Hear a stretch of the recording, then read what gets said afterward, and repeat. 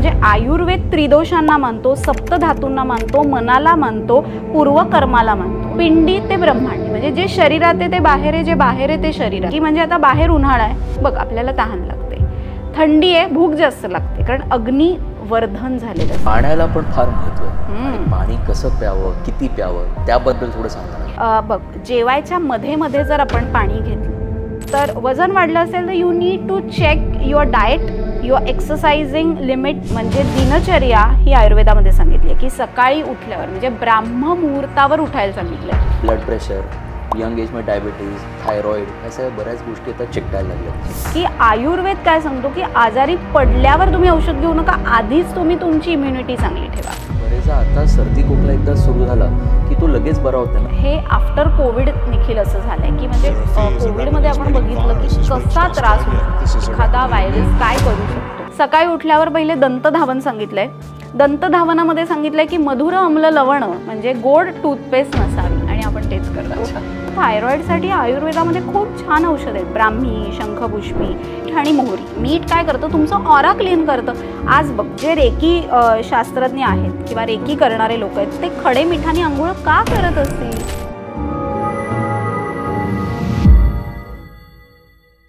नमस्कार, मी निखिल बल्लाळ. ठाणे वैभवच्या पॉडकास्टमध्ये आपलं सर्वांचं पुन्हा एकदा मनापासून स्वागत. आजचा विषय हा प्रत्येकासाठी खूप महत्त्वाचा आहे, कारण आपल्याला प्रत्येकाला हेल्दी राहायला आवडतं.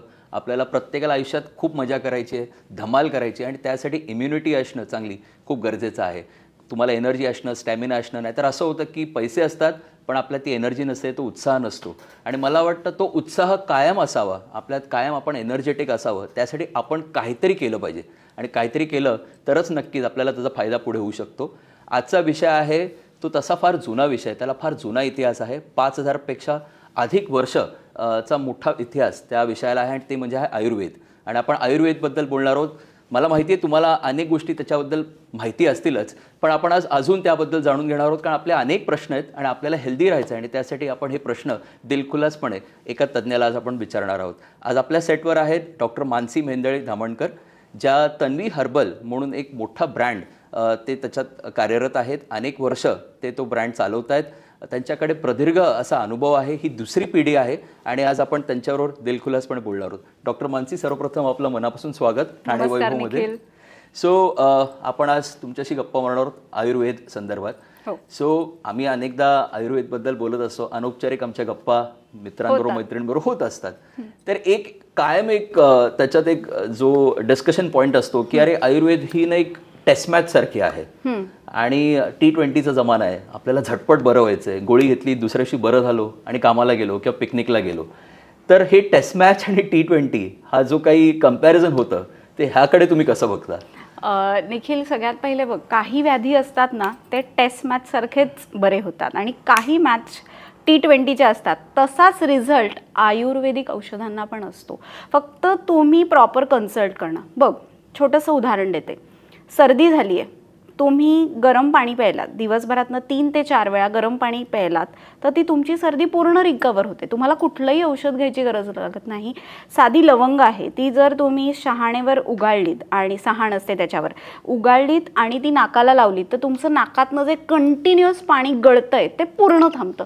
पण काय झालं माहिती आहे का, आयुर्वेद हे शास्त्र खूप डीप असल्यामुळे त्याचे जे काही छोटे छोटे टिप्स आहेत त्या बरोबर पुढे फॉरवर्ड नाही झाल्या आहेत, की ते लोकांना माहीतच नाही की आपण काय करायला पाहिजे, त्यावेळी आपण कसा उपचार घ्यायला पाहिजे. भूक लागली आहे त्यावेळी पाणी पिऊन चालेल का? नाही, तेव्हा आपण खायलाच पाहिजे. जेव्हा आपण ते खातो तेव्हाच आपली भूक भागते. किंवा तहान लागली आहे तेव्हा कोल्ड्रिंक पिऊन चालेल का? तहान भागेल का? नाही भागणार. तेव्हा पाणीच प्यायला लागतं. सो जी गोष्ट जिथे करणं आवश्यक आहे ना ते करायला पाहिजे. कोणतंही शास्त्र आहे ना त्याला आपण त्याच्या टेक्निकने वापरायला लागतं. आयुर्वेद म्हणजे आपल्या आयुष्याचा वेद. म्हणजे आपल्याला आपल्या पुराणामधनं अथर्ववेद माहिती आहे, त्या अथर्ववेदामधून हा आयुर्वेद आलेला आहे. तो काय सांगतो, हिताहितम सुखम दुःखम आयुस्तस्य हिताहितम मानम च तच्च यत्रोक्तम आयुर्वेद असं उच्चते. म्हणजे काय की ज्यामध्ये आपल्याला एक्सप्लेन केलं आहे की चांगलं आयुष्य म्हणजे काय, हित आयु काय, अहित आयु काय, म्हणजे काय, हितकर काय, अहितकर काय, हे सगळं टेक्निक ज्यामध्ये आहे तो म्हणजे आयुर्वेद. म्हणजे बघ आपण रोज आपल्या आयुष्यामध्ये काही गोष्टी करत असतो. सकाळी उठतो, दात घासतो, मॉर्निंग वॉकला जातो, जेवतो, हे आपलं रुटीन सेट असतो. आपण आपल्या शरीराला जशी सवय लावतो तशी आपण आपल्या मनाला सवय लावतो का, की तुम्ही वाईट विचार करू नका? नाही. अँझायटी, डिप्रेशनचे एवढे पेशंट आहेत, हे सगळे तुमच्या मनातल्या विचारांनी सुद्धा क्रिएट होतात. म्हणजे आयुर्वेद त्रिदोषांना मानतो, सप्तधातूंना मानतो, मनाला मानतो, पूर्वकर्माला मानतो, आणि हे सगळं मिळून आयुर्वेद येतं. म्हणजे बघ, वात, पित्त आणि कफ, 3 दोष. आता वात प्रकृती जी व्यक्ती असते ती कशी असते? थोडीशी बारीक असते, कृश असते, कृष्णवर्ण असतो, म्हणजे सावळा रंग असतो. त्यांच्या भुकेच्या वेळा अनियमित असतात, त्यांच्या टॉयलेटला जायच्या वेळा अनियमित असतात, त्यांना रात्री झोप लागत नाही. कफ प्रकृतीची जी व्यक्ती असते ती म्हणजे सुंदर गोऱ्या अशा वर्णाची असते, त्यांना झोप बेस्ट लागते, त्यांना भूक चांगली लागते. आणि पित्त प्रकृती म्हणजे धी, धृती आणि स्मृती, म्हणजे बुद्धी ज्यांची ताकद, अशी पित्त प्रकृती. आणि हे सगळं, हे 3 दोष आपलं शरीर चालवत असतात. पिंडी ते ब्रह्मांडी, म्हणजे जे शरीरात आहे ते बाहेर आहे, जे बाहेर आहे ते शरीरात आहे, असा नियम सांगितलाय. की म्हणजे आता बाहेर उन्हाळा आहे बघ, आपल्याला तहान लागते, थंडी आहे, भूक जास्त लागते, कारण अग्निवर्धन झालेलं असतं. ऋतुचर्या, ऋतूप्रमाणे वागायला हवं. खूप वेळा आपण बघतो की उन्हाळ्यामध्ये जर आपण गडद रंगाचे कपडे घातले तर आपल्याला उकडतं. आपण काय म्हणतो, सुती कपडे वापरायला पाहिजेत, फेंट कलरचे कपडे घालायला पाहिजेत. हे सगळे छोट्या छोट्या ज्या गोष्टी आहेत ना, या सगळ्या आयुर्वेदामध्ये सांगितल्या आहेत. म्हणजे आयुर्वेदाच्या अभ्यासक्रमामध्ये डिटेल सगळ्या गोष्टी सांगितल्या जातात आणि त्याबरोबरच औषधी निर्माण सुद्धा शिकवलं जातं. म्हणजे आपण घरी स्वयंपाक जो करतो, अन्न सेवन, ह्याला किती महत्त्व आहे. म्हणजे आई जे जेवण बनवते आपल्या मुलांसाठी, हे एक औषधच आहे. जर आपला आहार उत्तम असेल तर आपण आजारी पडणार नाही. जर आपण रोज व्यायाम केला तर आपली तब्येत उत्तम राहते. आपण रोज नीट झोपलो, नीट झोप घेतली, वातप्रकोप झाला नाही, आरोग्य उत्तम राहणार आहे. आणि ह्यापेक्षाही जो 1% राहते ती म्हणजे डेस्टिनी, की ती पण एक वेगळा रोल प्ले करत असते. आणि त्यासाठी आपल्याकडे आयुर्वेदामध्येच आहे मंत्रशास्त्र. आज आपण सकाळी उठल्यावर कराग्रे वसते लक्ष्मी, करमध्ये सरस्वती, करमूले तू गोविंद, प्रभाते करदर्शनम, हे का म्हणतो? म्हणजे जर टेक्निकच आपल्याला माहिती आहे, नुसते काय उठून हात बघण्यामागे काय, की हे तुमचे हात तुम्हाला दर्शवतात की अरे ह्या हातात ताकद आहे, कालचा दिवस गेला आहे पण आजचा दिवस तुझा आहे, तू लढ. म्हणजे कर्मयोग जो भगवद्गीतेमध्ये सांगितलाय. आज आपण देवापुढे तुपाचा दिवा लावतो. का लावतो तुपाचा दिवा? गाईचं तूप आहे, पॉझिटिव्ह व्हायब्रेशन्स. म्हणजे प्रत्येक गोष्टीला शास्त्र आहे. की घराबाहेर आपण तुळस लावतो, ते काय फक्त एक शोभा म्हणून नाही, तर तुळस हवा शुद्ध करते हे सगळ्यांनाच माहिती आहे. पण आयुर्वेदानुसार तुळस हे इम्युनिटी बूस्टर टॉनिक आहे. आज आपण तुळशीची पानं चावून का खात नाही? कारण त्याच्यात पारा असतो. पारा असल्यामुळे जर आपण रोज ती पानं चावली तर आपल्या हिरड्यांना त्रास होऊ शकतो. म्हणून त्याचा पाण्यातनं काढा करून आपण जर घेतला तर सर्दी, खोकला, कफ ही ॲलर्जी का होईल? छोट्या छोट्या टेक्निक्स आहेत पण ते आपल्याला माहीत नाही आहेत. आज झोपेचं शास्त्र इतकं डीप आहे. झोप इतकी महत्त्वाची आहे ना, की आपण काय म्हणतो, आता काही पेशंट्स असे आहेत की जे पडल्या पडल्या बेडवर झोपून जातात, आणि काही पेशंट्स असे आहेत की ज्यांच्यामध्ये हार्मोनल इम्बॅलन्स आहे, PCOD आहे, मनाचे विकार आहेत, ते किती वेळ जागेच असतात. म्हणजे घरातले सगळे झोपले तरी 3 वाजेपर्यंत डोळे उघडे असतात. किती व्यायाम करा, काही तुम्ही जायफळामध्ये दूध उगाळून घ्या, तरी त्यांना झोप येत नाही. का माहिती आहे का? कारण त्यांचं मन आणि त्यांचं शरीर हे थकलेले असले तरी ते एकमेकांशी कनेक्टेड नसतात. त्यांच्या मनामधले जे विचार असतात ना, ते रोलिंग असतात, मन शांत होत नाही, त्यामुळे झोप येत नाही. म्हणजे आणि त्यापेक्षाही महत्त्वाचं म्हणजे आपले जे मल आहेत, मल, मूत्र आणि स्वेद. थंडीमध्ये आपण बघतो की बऱ्याच जणांना खूप कोंडा होतो. का माहिती आहे?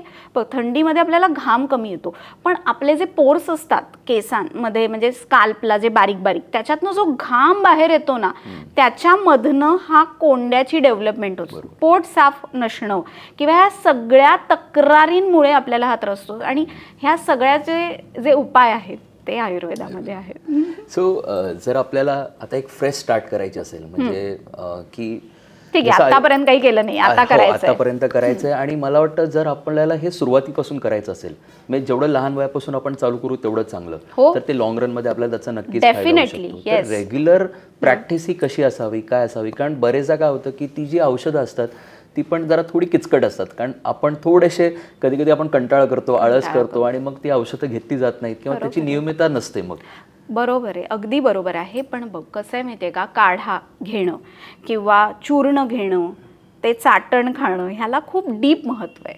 आणि त्या गोष्टी जर आपण केल्या ना तर त्या सेफेस्ट नाही आहेत का. ते औषध घेतल्यामुळे तुझ्या कुठल्याही शरीराच्या अवयवाला जर साईड इफेक्ट होत नाही आहे तर ते घ्यायला काय वाईट आहे. आजारी पडण्यापेक्षा आजार होऊ नये म्हणून आयुर्वेद फॉलो करा असं मी म्हणते. की आयुर्वेद काय सांगतो की आजारी पडल्यावर तुम्ही औषध घेऊ नका, आधीच तुम्ही तुमची इम्युनिटी चांगली ठेवा. बघ म्हणजे दिनचर्या ही आयुर्वेदामध्ये सांगितली आहे की सकाळी उठल्यावर म्हणजे ब्राह्ममुहूर्तावर उठायला सांगितलंय. की म्हणजे आज म्हणजे बऱ्याच मुलांना जेव्हा मी सांगते की इंजिनिअरिंगचे जे स्टुडंट्स असतात की त्यांना रात्रीच अभ्यास करायला आवडतो, की म्हणजे 2 वाजेपर्यंत जागणार आणि मग झोपून सकाळी 9ला उठणार. मी त्यांना काय म्हणते, तुम्ही रात्री 10ला झोपा, सकाळी पहाटे 4ला उठा. पण ते शक्य होत नाहीये, काय म्हणजे टेक्निक कळत नाही. पण जर असं केलं ना, जर निखिल हे फॉलो केलं तर ब्राह्ममुहूर्तावर उठल्यावर आपल्यामध्ये एक वेगळी एनर्जी असते. आपल्या माइंडमध्ये बघ, conscious mind is always active. ब्राह्ममुहूर्तावर तू उठल्यावर बघ शांतता असते, सबकॉन्शियस माइंड ॲक्टिव्ह असतो.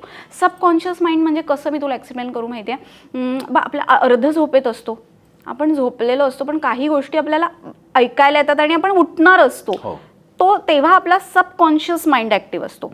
आणि त्यावेळेस आपण आपल्या माइंडला काही सूचना दिल्या ना तर ते काम होतंच. म्हणजे ज्यांना असे काही त्रास आहेत की मनाचे विकार आहेत किंवा ज्यांना अँझायटी आहे, डिप्रेशन, त्यांनी तर ब्राह्ममुहूर्तावर नक्की उठावं. सकाळी उठल्यावर पहिले दंतधावन सांगितलंय. दंतधावनामध्ये सांगितलंय की मधुर अम्ल लवण म्हणजे गोड टूथपेस्ट नसावी, आणि आपण तेच करतो. म्हणजे आपण उलटं करतो.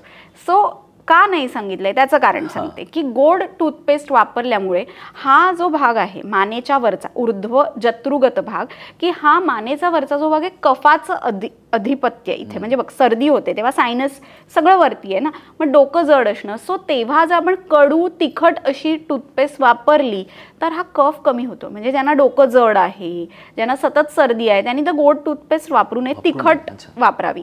आणि त्यामुळे काय होतं की आपोआप त्यांच्या कफाचं निस्सारण होतं. आणि दंतधावन झाल्यावर म्हणजे पहिले पोट साफ झालं पाहिजे, मग दंतधावन आहे, मग गरम पाणी आपण घेतो का, की उषप सांगितलंय. म्हणजे काय, आपल्या ओंजळी इतकं पाणी आपण सेवन करायला सांगितलंय. तर हे पाणी सेवन केल्यामुळे काय होतं की घरी आपण केर काढून आपलं घर कसं स्वच्छ करतो तसं हे उषप पान आहे, त्यामुळे आपल्या टॉक्झिन्स दूर होतात. ह्याचं उदाहरण सांगते की आपण घरी तूप कढवतो, तूप कढवल्यावरती बघते इतकं कडक झालेलं असतं की निघत नाही, मग आपण काय वापरतो, गरम पाणी. सो जर आपण रोज अन्न सेवन करतो, काहीतरी तरी आतड्यांमध्ये चिकटा असणारच ना. मग जर आपण हे गरम पाणी व्यवस्थित सकाळी उठल्यावर घेतलं तर जे काही चिकट लागलेलं असतं ते सगळं निघून जातं. थ्रोट इन्फेक्शन होणं, ॲलर्जिक कफ असणं, काही जणांना ना घशाशी ते सारखा कफ येत असतो किंवा त्यांना असं होतं की ते खूप वाढलंय, टेंडन्सी वाढली आहे की बरेचदा आता सर्दी खोकला एकदा सुरू झाला की तो लगेच बरा होत नाही. आधी आता सांगतात ना आपले आई वडील की अरे ते आधी आमचा लगेच बरा व्हायचा, तुमचा लगेच का बरा होत नाही, तर त्याच्या मागचं काय कारण असावं. हे आफ्टर कोविड निखिल असं झालंय की म्हणजे कोविडमध्ये आपण बघितलं की कसा त्रास होऊ शकतो, एखादा व्हायरस काय करू शकतो. तर इम्युनिटी कमी झाली आहे हे याचं मूळ कारण आहे. किंवा अन्न पदार्थांची क्वालिटी तेवढी राहिली आहे का, नाही. पूर्वीचा गहू तेवढा चांगला होता, आता आपण काय करतोय असे पदार्थ आहारात घ्यायला लागलोय की चीज, पनीर, ब्रेड याचा वाढता उपयोग आहे. म्हणजे पनीर प्रोटीनचा उत्तम सोर्स आहे, आय ॲक्सेप्ट. पण शेवटी ते फाटलेलं दूधच आहे. तुम्ही रोज पनीर खात असाल तर ते माझ्या दृष्टीने चुकीचं आहे. म्हणजे मी माझ्या पेशंटना ॲडवाईस करते की तुम्ही प्रोटीन सोर्स म्हणून तुम्ही काळ्या वाटाण्याची उसळ घ्या, तुम्ही कडधान्य खा, शिजवू ना ते सुद्धा, का त्यातनं चांगला प्रोटीन सोर्स मिळणार आहे. पण दूध फाटलेलं पनीर तुम्ही रोज खाऊ नका. कधीतरी तुम्हाला पचनाचा विकार होऊ शकतो की तुमचं पचन नीट होण्यासाठी पनीर जड आहे. तुम्ही थोड्या क्वांटिटीमध्ये घेत असाल ना ओके, पण रोज नका घेऊ, अल्टरनेट डे घ्या. सो पनीर आहे ना ते खा, पण ते तुम्हाला पचेल इतकं खा. आता ते पचलं नाही याची साईन काय, तर तुमच्या जिभेवरती पांढरा लेअर येतो, तुमचं पोट साफ होत नाही, किंवा तुम्हाला ना अचानक सर्दी होते. ही सगळी लक्षणं आहेत की जर तुमचं पनीर पचत नसेल तुम्हाला काय लक्षणं दिसतील. किंवा काही जणांना सरळ जुलाब होतात. आजचा जो म्हणाला सर्दी, पाण्याचा काढा. मी पेशंटना सांगते की तुम्ही सोन्याचं पाणी घ्या. तर सोन्याचं पाणी म्हणजे काय, गोल्ड वॉटर थेरपी. याच्यामध्ये आपण आपल्या घरी पाणी उकळवायचं बॉइलिंग पॉईंटपर्यंत. ते झाल्यावरती घरी छोटंसं वळं असतात, मायक्रोवेव्हमध्ये नाही, मायक्रोवेव्हमध्ये नाही, ऍक्च्युअली गॅसवर पाणी उकळवायचं. मायक्रोवेव्ह मधलं नको, काही हानिकारक आहे म्हणून नाही, पण गॅसवर उकळलेलंच पाणी पाहिजे. त्याच्यामध्ये तुम्ही सोन्याचं एखादं छोटंसं वळं टाकून ठेवायचं, रात्रभर पाणी ते तसंच ठेवायचं आणि सकाळी ते प्यायचं. म्हणजे सोन्याचा अंश त्याच्यामध्ये उतरतो. सोनं म्हणाला एक धातू आहे, पण तो मधुर रसात्मक आहे, मेद्य आहे आणि इम्युनिटी वाढवणारा आहे. त्यामुळे जर हे पाणी आपण प्यायलो तर तुला असं आढळून येईल की हो मला सर्दी खोकला व्हायचा कमी झाला आहे आपोआप. छोटे छोटे टेक्निक्स आहेत, पण ते आपल्याला माहीत नसतात म्हणून आपण करत नाही. आणि निखिल, मी कायम पेशंट्सना काय सांगते की तुम्ही कुठल्याही गोष्टीचा ना अतिरेक करू नका. कुठलाही ट्रेंड आला ना, नाही आता मी गरम पाणी म्हणजे 7 दिवस गरम पाणीच, काढे म्हणजे 7 दिवस काढेच, म्हणजे घरामध्ये वेगवेगळे हर्ब्स असे दिसायला लागतात. तर कुठलाही अतिरेक नसावा. तुम्ही माणूस आहात, तुम्ही जगणं विसरू नका, तुम्ही आनंदी राहा. आणि सगळ्यात बेस्ट टॉनिक काय माहिती आहे का, फॅमिली टॉनिक.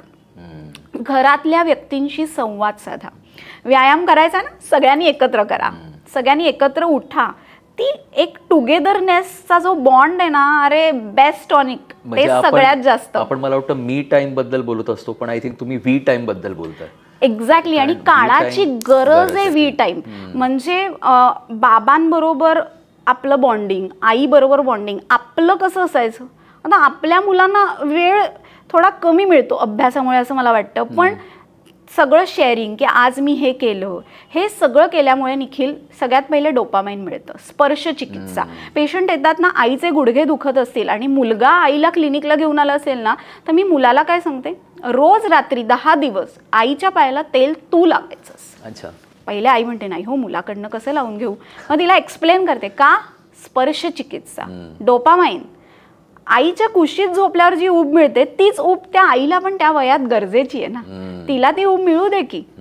कित्येक पेशंट आल्यावर येऊन सांगतात की मॅडम गुडघा दुखायचा तर बंद झाला, पण ना माझ्या मुलाशी बोलणं व्हायला लागलं.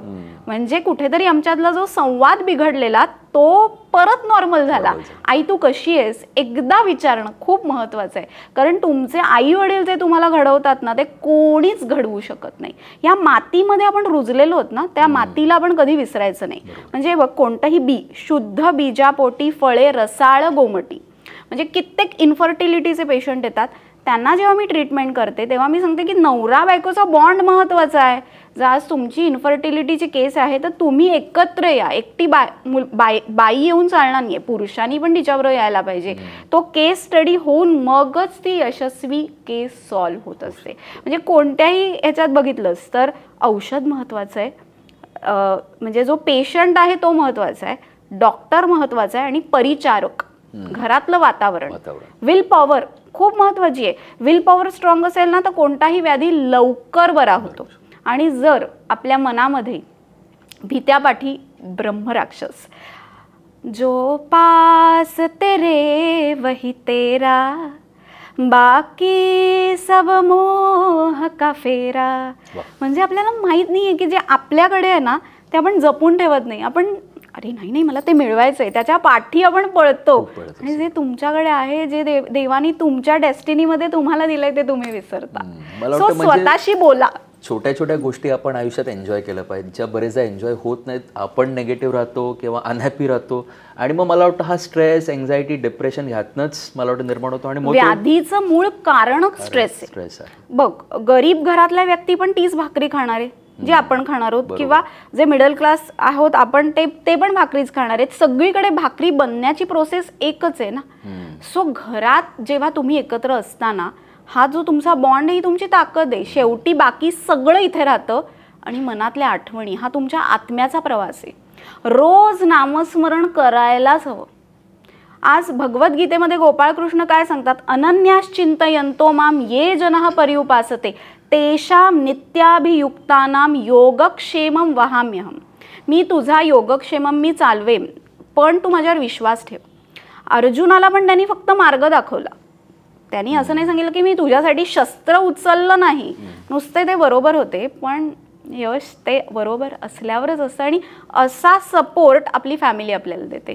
एक अशीच पेशंट होती, म्हणजे निखिल, तिच्या अंगावर ना पूर्ण सोरायसिस झालेला, पूर्ण सोरायसिसचे पॅचेस अंगावर होते. तिने अनेक प्रकारचे उपचार केलेले आणि तिला काही झालं तरी ना बरं वाटत नव्हतं. पण ह्या सगळ्यामध्ये तिची family like a strong pillar तिच्या पाठी उभी होती. आणि जसं आपण आयुर्वेदिक औषधं, मंत्रचिकित्सा तिला सुरू केली, ती हील व्हायला लागली ना. जसं ती बोलायला लागली तर तिच्याकडनं कळलं की तिला पास्ट ट्रॉमा होता. म्हणजे तिला शाळेमध्ये बुली केलं जायचं, त्या आठवणी तिच्या मनात साठलेल्या. दूध आणि गव्हाचा पदार्थ एकत्र खाऊ नका असं आपण कायम सांगतो की ते विरुद्धांना आहे. आणि मिल्कशेक्स जास्त घेऊ नका. तर ती शिकरण पोळी लहानपणी रोज खायची आणि त्याचा साईड इफेक्ट तिला कधी दिसला तर 10 वर्षांनी. आता सोरायसिस बघितला हा जेनेटिक आजार आहे. सो अगदी एकच कारण विरुद्धांना असं नाही, पण सगळ्या कारणांनी तो तिला त्रास झाला. आणि तो हे विरुद्धांना ती सेवन करत असल्यामुळे लवकर हील होत नव्हता. मग जेव्हा तिने आहारामध्ये बदल केले, विचारांमध्ये बदल केले, दिनचर्येत बदल केले, आपोआप ते पॅचेस हील झाले. सो सगळीकडे कार्य आणि कारण जो संबंध आहे ना तो खूप महत्त्वाचा आहे. दिवसानंतर रात्र होते, रात्रीनंतर दिवस येतोच. सो पेशन्स, संयम खूप महत्त्वाचा आहे. मी त्याकडेच येणार होतो की आता काय झालं की यंग एजमध्ये काय झालं की ॲम्बिशियस सगळेच झालेले आहेत आणि इतकं ग्लोबलायझेशन चालू आहे. लोक बघतायत ना, एक्सपोजर खूप आहे, प्रचंड आहे. त्यामुळे मोठे मोठे ड्रीम्स आहेत, पण ते ड्रीम्स परस्यू करताना बरेचदा काय होतं की ब्लड प्रेशर, यंग एजमध्ये डायबिटीज, थायरॉइड, ह्या सगळ्या बऱ्याच गोष्टी आता चिकटायला लागल्यात. तर ह्याच्यावरती आयुर्वेदमध्ये काही सोल्युशन आहे का? Can be prevented? काय आपण ते घालवू शकतो का? कारण असंही असतं की बरेचदा बीपीची गोळी लागली की मग ती आयुष्यभर बरोबर घ्यावी लागते. तर त्याच्यात काही कसं माहिती का, एकदा बीपी सुरू झालं ना की ते हार्ट पंपिंग आहे ना शेवटी. म्हणजे आपलं हृदयामध्ये आता क्लॉट कसा तयार होतो, आपला कापूस असतो बघ, पाण्यामध्ये भिजवल्यावर कसा ओलसर तुला दिसेल असा, तसा तो क्लॉट असतो. सो आता हा क्लॉट आपल्याला डायरेक्ट काढता येईल का? नाही येणार ना.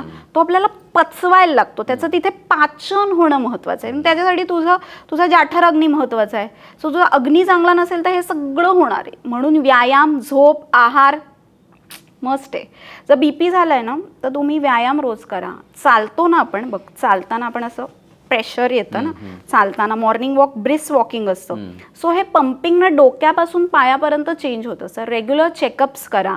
आहारामध्ये आपण उष्ण पदार्थ जे म्हणतो ना, तामसिक पदार्थ, कांदा, लसूण, हे सगळं तुमचं रक्त पातळ ठेवायला मदत करतात. म्हणजे तामसिक असल्यामुळे उष्ण आणि तीक्ष्ण त्यांचा गुण असतो आणि म्हणून मग त्यामुळे आपल्याला बीपी फ्लक्च्युएशन्स कमी दिसतात. सो व्याधी नियंत्रणात ठेवता येऊ शकतो. कधी कधी जर वेळेत आपण थांबवलं ना त्याला, दुधाचं उदाहरण मी काय सांगते, दूध उतू जाऊ नये. बघा, उतू गेल्यावर झाला राडा, सगळा पुसायला वेळ लागला. पण ते उतू जायच्या आत जर गॅस बंद केला, तसंच व्याधीचं आहे. शरीर लक्षण दाखवत आहे, तुम्ही वेळेत औषध घ्या, तो तिथेच थांबेल. कधी कधी बघ ना, 1 महिन्यानंतर बीपीचा त्रास पेशंटना होत नाही. थायरॉइड, स्ट्रेस, कारणच स्ट्रेस आहे. कारण एन्डॉर्फिन मिळतच नाही. तुम्ही व्यायाम नाही केलात, एका जागी बसून राहिलात, कसं एन्डॉर्फिन मिळेल? मूड स्विंग्स, ॲरोगन्स, सगळ्यांना हल्ली म्हणजे एक शब्द बोलला तरी राग येतोय, रडायला येतोय. बोलायचं कसं, म्हणजे सिरोटोनिन कसं मिळणार आहे? तुम्ही जर समोरच्याला रिस्पेक्ट दिलात तर तो तुम्हाला देणार आहे. आता असा काळ आहे, आता लोक जशाच तसे वागतात. पूर्वीसारखं राहिलं नाहीये की आपण म्हणायचो हा ठीक आहे चल जरा लहान आहे सोडून दे, असं नाही. आता कोणी फाटकन उत्तर देऊ शकतं. सो सिरोटोनिन मिळण्यासाठी मूड स्टॅबिलायझर, घरात छान झाडं लावा. झाड म्हणजे झाडाला आपण जे शेती करणं म्हणतो ना, झाडाला पाणी घातलं तरी डोपामाइन मिळतं. पेट लवर्स का खुश असतात? डोपामाइन मिळतं ना त्यांना. सो हे सगळा हार्मोन्सचा खेळ आहे. थायरॉइड, तर थायरॉइडसाठी आयुर्वेदामध्ये खूप छान औषध आहेत. ब्राह्मी, शंखपुष्पी किंवा आहारामध्ये सुद्धा षटचक्रांचा अभ्यास, तेही खूप सुंदर सांगितले. आणि सगळ्यात वाईट मधुमेह, शुगर. मला अजिबात म्हणजे मी कायम पाकाचं उदाहरण देते. लाडू करताना जसं आपण पाक करतो आणि मग नंतर ते पातेलं सगळं करवडलं जातं. जर तुम्हाला तुमच्या रक्तवाहिन्यांमध्ये असं करवडलेपणा नको असेल तर तुम्ही वेळेत तुमच्या जिव्हेवर, तुमच्या मुखावरती कंट्रोल ठेवा. अति प्रमाणात साखर सेवन करणं हानिकारक आहे. तुम्ही गूळ खा, तुम्ही साखर खा, काही खा, पण ती साखर वाढणारच आहे. त्याचा ग्लायसेमिक इंडेक्स समजा गूळ आहे म्हणून थोडा कमी वाढला तर वाढणार तर आहेच ना. सो तुम्ही प्रमाणातच खा. तुम्ही प्रोटीन सोर्स घ्या, तुम्ही कार्ब्स घ्या, पण सगळं प्रमाणात घ्या. एकाचा अतिरेक करू नका. म्हणजे क्वांटिटी मॅटर्स. तुम्हाला जिलबी खायची आहे ना, 1 जिलबी खा. 10 जिलब्या खाणार असाल तर, आणि मग ते जिरवण्यासाठी व्यायाम करायला पाहिजे. तसे आहारातले पदार्थ पाहिजेत. रात्री घ्या ना, 1 भाकरी खा, पुदिन्याची चटणी घ्या, भाज्यांचं सूप घ्या. काय हरकत आहे असं डाएट ठेवायला. लवकर जेव्हा सूर्यास्त होतो त्याच्यावेळी तुमचं जेवण व्हायला पाहिजे. कारण बघ 12 वाजता आपला सूर्य तळपत असतो सगळ्यात जास्त, तेव्हा सगळ्यात चांगला जाठारग्नी असतो. त्यामुळे दुपारचं जेवण व्यवस्थित पाहिजे, पोटभर जेवण पाहिजे. नाश्ता करायलाच हवा, कारण 8 तास आपण उपाशी झोपलेलो असतो. त्याच्यानंतर जाग आल्यावर ते आपल्याला थोडं तरी खायलाच हवं. दुपारचं जेवण व्यवस्थित घ्या आणि रात्रीचं जेवण थोडं कमी घ्या की तुमचं शरीराला डिटॉक्स व्हायला मिळेल. सो BP असू दे, डायबिटीस असू दे किंवा तुमचं थायरॉईड असू दे, हे सगळं तुम्ही तुमच्या स्वतःच्या मतांनी, तुमच्या विचारांनी कंट्रोलमध्ये तुम्ही ठेवू शकता. आणि आयुर्वेद हे त्याच्यासाठीच शास्त्र आहे. जिथे जे योग्य शास्त्र आहे ते आपण वापरायला पाहिजे. जिथे ॲलोपॅथी हवं वापरायलाच हवं. काही वेळा पेशंट विचारतात, मॅडम दातातली कीड जाईल का हो औषध? नाही म्हटलं, पहिले डेंटिस्टला व्हिजिट करा. जिथे जे पाहिजे, म्हणजे तुम्ही दात घासायला आयुर्वेदिक पावडर वापरा, पण अरे डेंटिस्टला 6-6 महिन्यांनी तुम्ही व्हिजिट करा. घाबरू नका. वेळेत आटोक्यात आजार आणण्यासाठी वेळेत चिकित्सा खूप महत्त्वाची आहे. आज जेव्हा 10-15 वर्ष आपल्याला हा अनुभव येतो ना, आपल्याला पेशंट बघितला की कळतं. तर मग असं विचारतात, मॅडम तुम्हाला कसं कळलं? म्हणलं की आपोआप ते जजमेंट यायला लागतं. बरोबर. आपला ऑरा असतो ना तो क्लीन ठेवायला हवा. आज आपण दृष्ट काढणं म्हणतो, हे काही अरे काय ही सगळी अंधश्रद्धा आहे असं अजिबात नाही आहे. मीठ आणि मोहरी, मीठ काय करतं, तुमचं ऑरा क्लीन करतं. आज बघ जे रेकी शास्त्रज्ञ आहेत किंवा रेकी करणारे लोक आहेत ते खडे मिठाने आंघोळ का करत असतील? हे टेक्निक आहे ना, it just cleansing your aura. So हे अंधश्रद्धा नाही, दृष्ट लागतेच. आणि त्यासाठी काय हरकत आहे, नुसते मीठ मोहरी होऊन टाकून द्यायची. काय ह्याच्यात अंधश्रद्धा कुठलीही नाही. तुम्ही टेक्निकने ते जाणून घ्या की ते तुमचा ऑरा कसं क्लीन करतात. ऑरा क्लीन करण्यासाठी करतोय, शब्द आपण वापरायचा काय की ऑरा क्लीन केला, मग कोणी काही म्हणणार नाही. बरोबर अगदी. सो मगाशी जसं तुम्ही म्हणाला व्यायामाबद्दल, तर अनेकांना कसं वाटतं की अरे मी एवढी घरातली कामं करतो किंवा मी ऑफिसला जातो, येतो, ट्रेन पकडतो, बस पकडतो, म्हणजे तसाच माझा व्यायाम होऊन जातो की मला व्यायामाला वेळच नाही. तर ह्या सगळ्याकडे मी ह्याला आपण व्यायाम म्हणून पकडू शकतो का? 50% आपण त्याला व्यायाम म्हणून पकडू शकतो. पण एक वेळ असं हवा की जेव्हा तुम्ही खरा व्यायाम करता, तुम्ही लव वाक करताय ती, तेव्हा तुमचं मन आणि शरीर जोडलं जात आहे का? नाही. जेव्हा तुम्ही व्यायाम करता तेव्हा तुम्ही जे सगळं तुमचं शरीरात लक्ष त्या व्यायामाकडे असलं पाहिजे. म्हणजे तुमचं मन त्याच्याशी कनेक्ट होतं. तुम्हाला घाम आला पाहिजे, स्ट्रेचिंग ऑफ द बॉडी झालं पाहिजे. तुमचे मसल्स खूप महत्त्वाचं आहे. तुमच्या मसल्सनी जे काम होणार आहे, तुम्हाला काठी म्हातारपणी घ्यायची नसेल ना, यू नीड टू वर्कआउट. तुम्हाला व्यायाम करायलाच, सूर्यनमस्कार करा, जिम करा, कार्डिओ करा, काही करा, पण व्यायाम रोज करा. त्याच्याशिवाय पर्याय नाही. व्यायामाला पर्याय नाही, कधीच नाही. वर्टिगोचा त्रास असला तरी मी पेशंटना सांगते की थोडं चालायला सुरुवात करा. गुडघे दुखत असतील तरी तुम्ही चालायला सुरुवात, झीज असते ना, म्हणजे असं वाटतं की ब्रेक होईल का, नी कॅप्स वापरतात लोक. मग ऑइलिंग थेरपी सांगते की तेलासारखं औषध नाही रे, अभ्यंग सांगितलेलं आहे, नेवल ऑइलिंग. आपण बेंबीमध्ये वेगवेगळ्या प्रकारची तेलं घालतो का की प्रत्येक तेलाचं महत्त्व वेगळं आहे. आता समजा चेहऱ्याला सुरकुत्या येत आहेत तर बदामाचं तेल वापरायला पाहिजे. जर तुमच्या चेहऱ्यावर तुम्हाला ग्लो यायला हवा आहे तर एरंडेल तेलाचा वापर करावा. किंवा आपण म्हणतो रुक्षता आली आहे, ड्रायनेस आहे, तर तेव्हा कोकोनट ऑइल वापरा. आणि हेच अभ्यंग आपण रात्री झोपताना पायाला केलं तर पायामध्ये जेव्हा आपण ते घासतो तेव्हा आपण उभं राहतो बघ ना, जेव्हा कंटिन्यूस उभं राहतो, ब्लड फ्लो बघ ना कसा डोक्यापासून पायापर्यंत येतो ना, म्हणजे मग आपले पाय दुखतात किंवा पायापासून रक्तपुरवठा वर जायला पाहिजे, म्हणजे अशी ती चेन असते ना पंपिंगची. सो म्हणून तुम्ही पायाला तेल लावणं खूप महत्त्वाचं आहे, कारण त्याच्यावर आपण उभं राहतो. मग का तुमची टाच दुखेल सकाळी उठल्यावर? नाही दुखणार. आमवात, संधिवात इतका स्प्रेड झालाय ना, 40मध्ये लोकांचे सांधे दुखायला लागलेत. म्हणजे फ्रोझन शोल्डर म्हणजे मला असं वाटतं की अरे का झालं असेल. जर ह्या तू जे म्हणतोस ना की आयुर्वेद ही जीवनशैली आहे, की तुझा जो मूळ प्रश्न आहे की आयुर्वेद घराघरात का हवा, या गोष्टीसाठी हवा. जर आपण ती गोष्ट रोज केली तर का आपल्याला आजार होईल, तो आजार होऊ नये म्हणून तुम्ही आयुर्वेद तुमच्या आयुष्यात आणा. बरोबर. नाही, कारण हा प्रॉब्लेम खूप वाढला आहे. म्हणजे काय होतं की अनेकदा आपले पाय दुखतात. म्हणजे अरे आपण चला ट्रेकिंग केले आपण किंवा सायकलिंग खूप केलंय, मॅरेथॉन धावून आलोय, त्याच्यानंतर पाय दुखणं समजू शकतो. बरोबर. पण रोजचं काम करत असताना पाय दुखणं आणि मग ते पाय थांबत नाहीत, म्हणजे 3-3, 6-6 महिने आपल्याला पाय दुखत राहतात. ह्याच्यासाठी तू बघशील तर क्वालिटी ऑफ फूड नाहीच, calcium deficiency, vitamin B12 deficiency, या सगळ्या डेफिशियन्सीज पण हल्ली वाढल्या आहेत. लोक येतात ना तेव्हा असा रिपोर्टचा गठ्ठाच घेऊन येतात, मॅडम हे बघा मी सर्कल करूनच आणलंय, काय काय कळली आहे. मग मी त्यांना सांगते की तुम्ही डाएटमध्ये काय चेंज केलात सांगा. आज सगळीकडे गुगलवर तर सगळं तुम्हाला दिसतंय. आज म्हटलं एवढे डॉक्टर सगळं सांगतायत, तुम्ही लिहून घेतलेत का? तुम्ही तुमची एक छोटीशी वही करा ना, तुम्ही जे बघता त्याच्यात लिहूनच ठेवत जा की हे मला आहारात घ्यायला हवं. पूर्वी आपण डिंकाचा लाडू खायचो ना, का गर्भिणी म्हणजे आफ्टर डिलिव्हरी बाईला आपण डिंकाचा लाडू का द्यायचो? कारण येस तिच्या शरीरातलं कॅल्शियम कमी होणार आहे, तिचे मसल्स वीक होणार आहेत, तिला हातपाय दुखायला नको म्हणून द्यायचो. पण आता आपण डिंकाचा लाडू खात नाही, विसरलो आपण डिंकाच्या लाडूला. सो डिंकाचा लाडू हे जे आपले अन्न पदार्थ आहेत ते आपण आहारात असायला पाहिजेतच. कैरीची चटणी का त्या ऋतूमध्ये ती खाणं गरजेचं असतं, कारण तेव्हा शरीरातली उष्णता कमी होणं आवश्यक असतं. सो ऋतूनुसार आहार, ऋतूनुसार दिनचर्या ही आपण बदलायला हवी, की मग का त्रास होईल.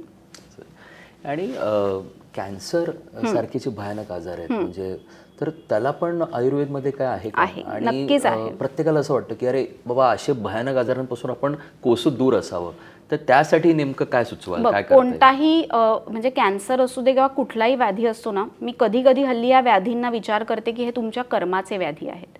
म्हणजे तो डेव्हलपमेंट जी होते ना, तर मला काय असं मी बरेच केस स्टडी केल्यावर मी आज एका लेवलला आल्यावर मला असं जाणवायला लागलं की काही व्याधी हे तुमच्या पूर्वकर्मामुळे होतात, किंवा तुम्ही ना तुमच्या शब्दांनी कोणाला दुखवलं तर होतात. बापरे. हा माझा अभ्यास झाल्यावर मला कळलं की, कारण ते पेशंट पण म्हणतात ना की मॅडम मी दारूला स्पर्शही नाही केलाय हो आयुष्यात, पण मला लिव्हर कॅन्सर का झालाय.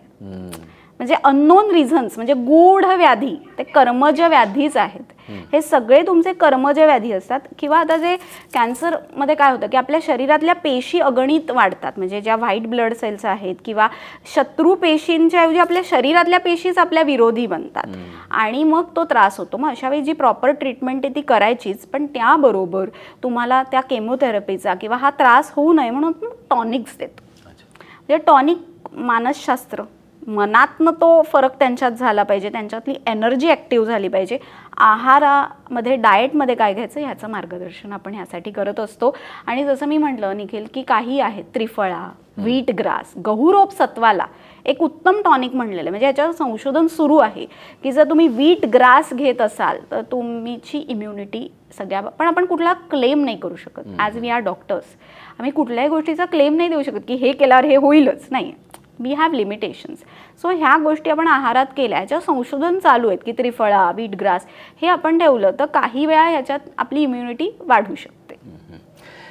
हा ना पॉडकास्ट बरेच पॅरेंट्स बघत असतात आणि आम्हाला बरेच प्रश्न येत असतात पालकांकडनं. तर पालकांचे असे विषय असतात, मुद्दे असतात की इतकी स्पर्धा वाढली, कॉम्पिटेटिव्ह एक्झाम्स वाढलेल्या आहेत आणि त्यात एक थोडंसं मेमरी चांगली असणं किंवा मुलांची एक इम्युनिटी चांगली असणं किंवा अगदी परीक्षेच्या काळात जी एक एन्झायटी असेल, डिप्रेशन असेल, कारण आजकाल ते काय की 10वी-12वीत कमी मार्क मिळाले की लगेच मुलं खचून जातात. आणि त्यात सोशल मीडियाचा जो वाढता जो वेग आहे की त्यामुळे पण ती मुलं फार बावरून जातात. आणि काय होतं माहितीये का, कधी कधी ना अपयश पचवता येत नाही निखिल. ह्या जनरेशनला लगेच चुकीचा विचार केला जातो. आयुष्य असंच नाही आहे रे की तुम्ही काही चुकीचं कराल आणि ते तुमच्या हातात नाही आहे. तुम्हाला जन्म त्या देवानी दिलाय ना, तुम्ही कधीही चुकीची गोष्ट करू नका. म्हणजे मी असं कायम पेशंट्सना सांगते की तुम्ही मुलांशी संवाद साधा, त्यांना ते प्रेशर घ्यायची सवय लावा.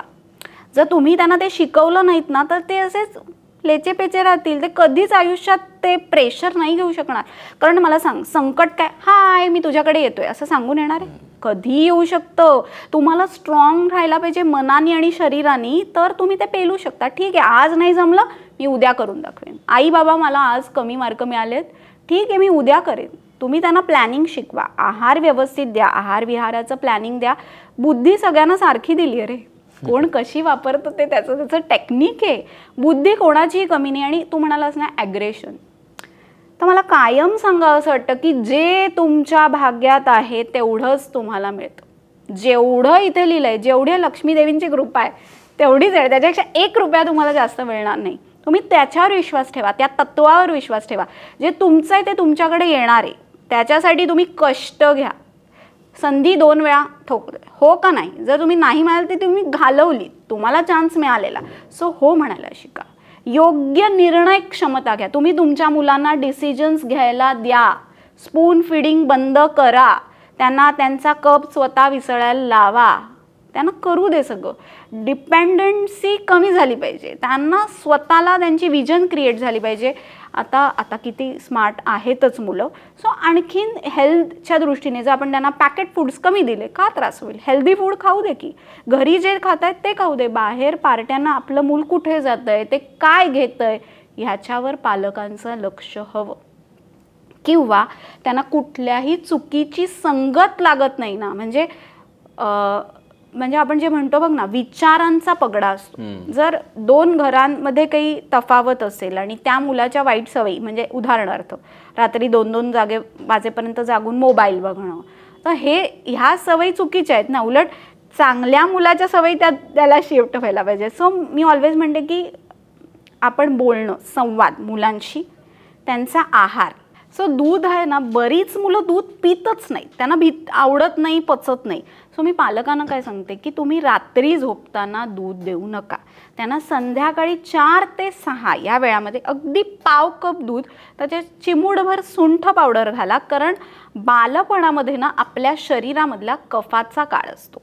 म्हणून बघ, लहानपणीच बऱ्याच जणांना सर्दी खोकल्याचे त्रास असतात. तर हे सुंठ आणि दूध दिलं तर अग्निदीपन चांगलं होतं, दूध पण मिळतं, कॅल्शियमचा गुड सोर्स आहे आणि त्यामुळे त्यांची वाढ चांगली व्हायला लागते. सो दूध घ्यायला काही हरकत नाही. सो पालकांनी मुलांना वेळ द्या, मुलांशी संवाद साधा, म्हणजे आरोग्य मुलांचं आणि पालकांचं दोघांचं चांगलं राहील. बरोबर. विषय असा अजून एक की स्किन रिलेटेड, की आपल्याला चांगली त्वचा आपल्याला ठेवणं ते गरजेचं आहे. कारण आजकाल सगळ्यांनाच प्रेझेंटेबल राहायला आवडतं आणि ऑफकोर्स सोशल मीडियाचं इतकं एक्सपोजर वाढलेलं आहे. तर त्याबद्दल आयुर्वेदचं नेमकं काम कसं आहे? आणि दुसरं मला एक विचारायचं की वजन कमी करण्यासाठी पण आयुर्वेदमध्ये काही सिक्रेट्स आहेत का? बघ, दोन्ही गोष्टी किती छान लिंक केल्यास. कारण मला तुला सांगावंसं वाटतं की तुमचं आरोग्य उत्तम असेल ना, तुम्ही कुठल्याही कपड्यात प्रेझेंटेबल दिसता. तुमचं आरोग्य उत्तम नसेल, आपल्याला ताप आलेला असतो बघ ना, तेव्हा आपण कसे डल दिसतो, आपल्या फेसवर सगळं रिफ्लेक्ट होत असतं. पोट साफ नसेल तर चेहऱ्यावर पिंपल्स येतात, काळे डाग येतात, मेलॅस्मा येतो. सो तुमचं आरोग्य ह्याचा तुमचा आरसा म्हणजे तुमचा चेहरा आहे. तुमच्या चेहऱ्यावरनं कळतं की येस, ह्याचं आरोग्य उत्तम आहे. 2-2 बोटं डोळे खोल गेले असतील तर ते आरोग्य उत्तम नाही आहे, आपल्याला बघून कळणार आहे. सो तुमच्या चेहऱ्याची काळजी घेताना काही सोप्या टिप्स अशा असतात बघ. कोरफड घरामध्ये अवेलेबल आहे, त्याच्यामध्ये व्हिटॅमिन ई पासून सगळ्या गोष्टी आपण जर मिक्स करून त्याचं मिश्रण केलं आणि त्यांनी छान चेहऱ्याला एव्हरी संडे मसाज केला, चेहऱ्याला छान ग्लो येतो. ओली हळद बाजारात मिळते, ती किसायची, त्याचा रस काढायचा, गरम पाण्यामध्ये उकळून हा रस घेतला तर ती वर्ण्यकर आहे. शरीरातली उष्णता कमी करून चेहऱ्याला नॅचरल ग्लो देते. कोथिंबिरीचा रस आहे, म्हणजे शरीरातली उष्णता कमी करतंच, पण जे काही विटॅमिन्स कमी आहेत ना, म्हणजे आता मॅग्नेशियम कमी असून चालणार नाही आहे, क्रॅम्प्स येतात. सो जे कॅल्शियम, व्हिटॅमिन B12 हे सगळं वाढल्यावर जे तुमच्या चेहऱ्यावरती नॅचरल तेज येतं ना, ते खूप महत्त्वाचं असतं. तुला माहिती आहे का, बरेच जण विचारतात फेस वॉश कुठला वापरू, तर दह्यासारखा फेस वॉश नाही. पण आपल्याला माहित नाही आहे, घरचं जे दही असतं 1 चमचा ताजं अधमुरं असेल तर बेस्ट, फेटायचं आणि त्यांनी चेहरा धुवून बघा, एवढा सुपर, थोडं ऑइली वाटतो पण ते आपोआप मुरून जातं. त्यामुळे मी सांगते की तुम्ही रात्री हा मसाज करा आणि मग त्यांनी चेहरा, म्हणजे मग तुम्ही पाण्याने नुसता चेहरा धुवा, म्हणजे ते मॉइश्चराईज राहतं. सकाळी तुम्ही बघाल तर चेहरा एकदम छान ग्लो करत असतो. किंवा आज आपण बघतो मुलतानी माती किंवा हे आपण उटणं लावतो दिवाळीमध्ये, हे सगळं वर्ण्य करेल. लोध्र, मंजिष्ठा, नागकेशर, हे सगळे धातू जे आहे, म्हणजे ह्या सगळ्या गोष्टी आहेत, ह्या तुमच्या चेहऱ्याचं तेज वाढवतात. म्हणजे वर्ण्यकर, हळद का लावतात नवऱ्याला, की वर्ण्यकर आहे म्हणून. आणि महत्त्वाचं म्हणजे काय, तुम्ही पोटात न घ्या. एखादा ना असं ज्याचं रक्त कमी, असा माणूस कसा पेलर दिसतो, सो आपण म्हणतो ह्याचं रक्त कमी आहे, पण तोच माणूस रक्त वाढला की तेजपुंज दिसतो. सो तुमच्या रक्तावर हे सगळं अवलंबून आहे. त्यामुळे तुमचं धातू पोषण खूप महत्त्वाचं आहे. रस, रक्त, मांस, मेद हे महत्त्वाचे आहेत. आता ह्यातलाच जो मेद आहे तो अधिक वाढला की मग आपल्या लठ्ठपणाला सुरुवात होते. लठ्ठपणाची अनेक कारणं आहेत. त्याच्यामध्ये सगळ्यात पहिलं stress, PCOD, PCOS, hormonal imbalance, खाण्यावरती कंट्रोल नसणं, जेवण झाल्यावरती गोड खायचं क्रेविंग होणं, म्हणजे कंट्रोलच नाही आहे. काहीतरी चॉकलेट तरी खाते, एक मिठाई तरी खाते, गुलाबजाम तरी खाते, फॅट्स वाढवत आहे. तुम्ही काप्स खाताय, जेवढे काप्स खाताय तेवढे जर तुमचे बर्न झाले नाही, कुठे स्टोअर होणार? पोटावर स्टोअर का होतं? बऱ्याच जणांचं पोट वाढलेलं का असतं? Tummy fat. कारण लिव्हर काय करतं, लिव्हरवरती पहिले लेअर देऊन फॅटी लेव्हर्सची सुरुवात होते आणि त्याच्यानंतर मग ते साठतं कुठे? पोटावरती ती चरबी साठायला लागते. आणि म्हणून आपण भुजंगासन करायला सांगतो की पोटावर झोपून ते भुजंगासन करा, पोट आत जाणार आहे. आणि बऱ्याच वेळा लोकांना माहीत नसतं हा पोटात साठलेला गॅस असतो. गॅसमुळे सुद्धा पोटाचा घेर वाढतो. तर वजन वाढलं असेल तर you need to check your diet, your exercising limit, की तुम्ही किती एक्सरसाइज करताय, जेवढं खाताय तेवढं तुम्ही पचवताय का, प्लस काही चुकीचा आहार घेताय का, कार्ब्स अधिक घेताय तर ते कमी करायचे. आणि सगळ्यात उत्तम चिकित्सा लठ्ठपणावर मी पेशंटना सांगते की अभ्यंग चिकित्सा. तिळाचं तेल थंडीमध्ये गोठतं का? नाही, एवढं ते स्ट्रॉंग आहे. त्यांनी तुम्ही थोडा मसाज केलात की तुमच्या धातूंना पण वंगण राहतं, म्हणजे जॉईंट्सना वंगण राहतं. आणि तुम्हाला असं जाणवेल की जर तुम्ही पोटाला तेल लावलं, अंगाला तेल लावून गरम पाण्याने आंघोळ केलीत तर साधारण तुमचं वजन ना वाढणार नाही, मेंटेन राहील. म्हणजे एक काही जणांची टेंडन्सी असते की वाढता वाढता वाढे, असंच वाढत राहतं, तर ते कमी व्हायला ह्यानी मदत होते. आणि डाएटनी खूप फरक पडतो. जर तुम्ही रात्रीचं जेवण थोडं कमी घेतलं, म्हणजे लंघन चिकित्सा जी आहे ती खूप मॅटर करते आणि त्यांनी छान वजन कमी होतं. म्हणजे काय काय कमी करायचं बघा. साखर घ्यायची नाही. भात खरं म्हटलं तर साऊथ इंडियन लोक खातात तरी ते सडपातळ असतात, कारण त्यांच्या हवेमध्ये ते सूट होतं. आपल्या हवेमध्ये थोडा भात कमी करायला हवा. म्हणजे अगदी एक घास भात 2 वेळा घेतला तर चालेल, हां, पण भात कमी खा. साखर बंदच करा, म्हणजे एखाद चमचा सकाळी चालेल. रात्री आहारामध्ये तुम्ही फक्त भाज्यांचं सूप, भाकरी असं ठेवा. आणि गोड काही खायचं नाही, म्हणजे केक, गुलाबजाम, पुरणपोळी, मोदक नाही. 1 महिना एवढंच करायचं आहे. तुम्ही खा ना, डोसा खा, बाहेर गेल्यावर जे असेल ते खा, पण प्रमाणात खा. 3 वेळाच खायचं. नाश्ता, दुपारचं जेवण, रात्रीचं जेवण. मध्ये कधी भूक लागली ना तर कुरमुरे, पॉपकॉर्न असं थोडंसं खायचं की पोट भरल्याची भावना आली पाहिजे. किंवा कॅरमेल पॉपकॉर्न वगैरे नाही, प्लेन नाही तर का, आणि चीज पॉपकॉर्न पण नाही. आणि सगळ्यात महत्त्वाचं म्हणजे तुम्हाला भूक लागली ना, तुम्ही फळं खा. फलाहार श्रेष्ठ आहे. म्हणजे डाळिंबाचे दाणे, पेर, सफरचंद, की जे वजन वाढवणार नाहीत तर तुमच्या पेशींना एक नवं जीवन देतात. सो ते तुम्ही आहारात नक्की घेऊ शकता. वजन मनाचं वाढवा, म्हणजे शरीराचं कमी होईल. डिप्रेस होऊ नका. बॉडी शेविंग करायचं नाही आहे. तुम्ही चालताना तुम्हाला दम लागतोय, वजन कमी करायला हवं. चालताना तुम्ही थुलथुलीत दिसताय, वजन कमी करायला हवं. पण जर तुम्हाला दम नाही लागत आहे तर तुम्ही ओके आहात, पण ते तुम्ही तुमच्या तब्येतीसाठी म्हणून वजन कमी करा. दुसऱ्यांना दाखवायचं आहे म्हणून नाही. तुमच्या आरोग्यासाठी तुमचं वजन प्रमाणातच हवं. पाण्याला पण फार महत्त्व आहे. आणि पाणी कसं प्यावं, किती प्यावं, त्याबद्दल थोडं सांगा ना. पाणी जीवन आहे.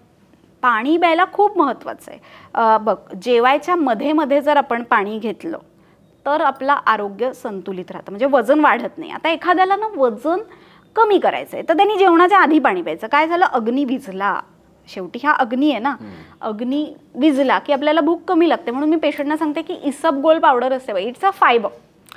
We use it as a for the weight loss also. त्यांना सांगते की इसबगोल पाण्यातनं तुम्ही जेवणाच्या आधी घ्या. अच्छा. भूक कमी लागते, पोट पण साफ होतं आणि वजन पण कमी होतं. म्हणजे तिन्ही गोष्टींनी फायदा होतो. आणि ज्यांना वजन वाढवायचं आहे म्हणजे प्रमाणात ठेवायचं त्यांनी जेवण झाल्यावर 15 ते 20 मिनिटांनी पाणी प्यायचं. कमी करायचं आहे त्यांनी पहिले. आणि ह्यापेक्षाही महत्त्वाचं तहान लागल्यावर पाणी प्या. आणि जे विसरतातच पाणी प्यायला त्यांनी मोबाईलमध्ये गजर लावून पाणी प्या. कारण जर तुम्ही पाणी प्यायला नाही तर तुमच्या शरीरातलं चैतन्य कसं राहणार. कारण बघ डिटॉक्सिफिकेशन महत्त्वाचं आहे. ॲक्वागार्डमध्ये पाणी कसं शुद्ध होत असतं तसं किडनीज आपल्या शरीरातले टॉक्झिन्स फिल्टर करत असतात.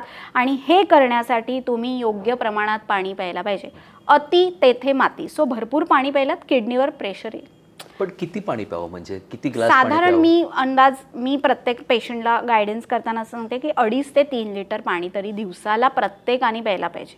म्हणजे ग्लास मोजायचे झाले तर 10-12 ग्लास तरी पाणी दिवसाला जायला पाहिजे. म्हणजे हे महत्त्वाचं आहे. हां, हाफ म्हणजे एक.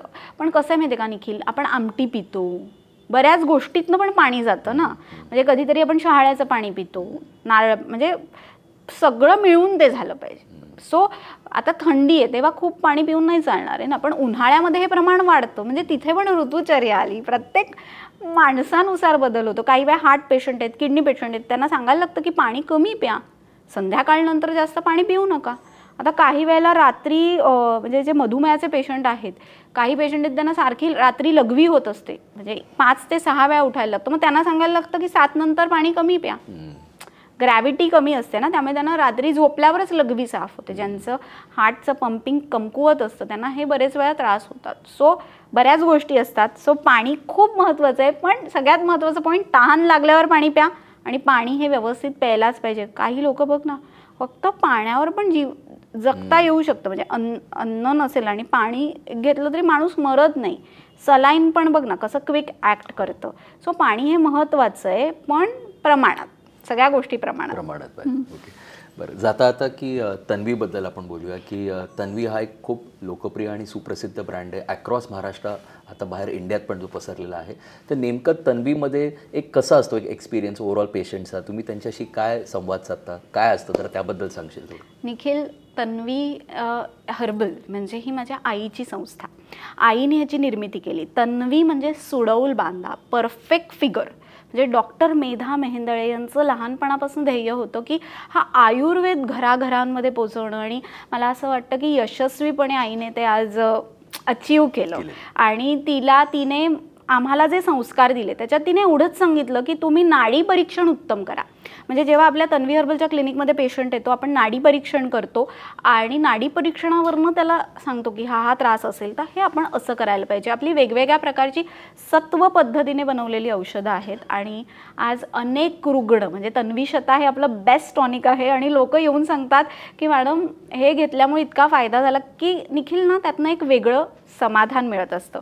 म्हणजे आज आई कायम म्हणायची की मनी, मला आई मनी म्हणते. सो आई म्हणायची की मनी, आपण असं काम करावं ना की लोकांच्या ते कायम लक्षात राहिलं पाहिजे. म्हणजे कांदा जरी चिरला तरी इतक्या परफेक्शननी चिरायचा की आपली आठवण त्यांना तिथे यायला पाहिजे. आणि ॲज अ इन्फ्लुएन्सर जेव्हा मी रील्स करायला सुरुवात केली आणि आज जेव्हा ती कुठे बाहेर जाते तेव्हा जेव्हा तिला लोक ओळखतात किंवा जेव्हा सांगतात की तुमच्या मुलीच्या रील्स आम्हाला खूप आवडतात, शी फील्स सो प्राऊड. तेव्हा म्हणजे जे एक समाधान असतं ना निखिल, ते खूप काही देऊन जातं की आज आईने केलेला जो ब्रँड आहे तो आम्ही पुढे यशस्वीपणे नेऊ शकतो. ह्याचा जो काही आनंद आहे तो मी तुला सांगू शकत नाही. आणि ह्याच्यासाठी आईचा खूप ओरडा खाल्ला आहे.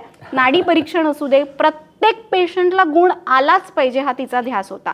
म्हणजे वजन कमी असू तेव्हा वाढवणं, उंची वाढवणं किंवा सोरायसिस, एक्झिमा, लठ्ठपणा या सगळ्याविषयी तिने 39 प्रकारची वेगवेगळी औषधं बनवली आणि खूप सुंदर असे त्याचे रिझल्ट्स आहेत.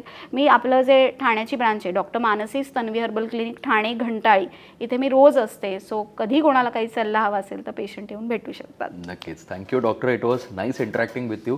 आणि खरोखर मला वाटतं अनेक प्रश्नांचं मला वाटतं आज आपल्याला उत्तरं मिळाली आहेत. आणि जसं मगाचपासून डॉक्टर सांगतात की सगळ्या गोष्टी प्रमाणात, त्यामुळे मी हा पॉडकास्ट पण प्रमाणातच ठेवतोय. कारण मला वाटतं अनेक प्रश्न आहेत पण आपण पुढच्या पॉडकास्टमध्ये ते नक्की घेऊया. तुर्तास मी इथेच थांबतो. असंच नवीन नवीन लोकांना आपण भेटत राहू आणि आम्हाला नक्की बघत राहा. आमचा चॅनल नक्की तुम्ही फॉलो करा, लाईक करा, शेअर करा, सबस्क्राईब करा. तुर्ता इथंच थांबतो. धन्यवाद. थँक्यू.